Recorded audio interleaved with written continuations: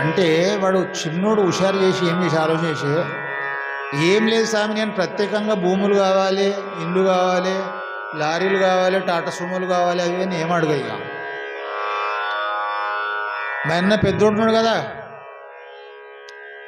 ఆయనకి ఏమి ఇస్తావో నాకు డబల్ అని అడిగాడు. ఆయనకి ఇచ్చిన దాంట్లో నాకు డబల్ అన్నాడు. సరే అని పెద్ద ఆయన తాకపోయా.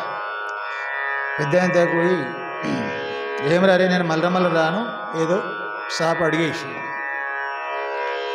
అంటే మా ఆవిడ ఏమన్నాడు అని, ఏం లేదురా, వాడు ప్రత్యేకంగా ఇదేదో అడుగుతలేడు, మా అన్నకి ఇచ్చిన దానికి డబల్ అంటున్నాడు, ఏదైనా సరే అట్లనే అని వాడు ఆలోచన చేసేవాడు. ఏమని, స్వామి నాదో కన్ను పోని అన్నాడు. ఒక కన్ను తీసేయనండి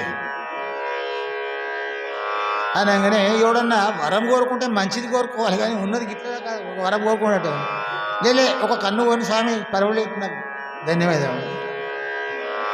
అయితే సరే తదాస్తు నీది ఒక కన్ను అని చెప్పి అన్న చెప్పి ఇక చిన్నోనితో అటకాయించకుండా అడంగా పోతున్నాడు.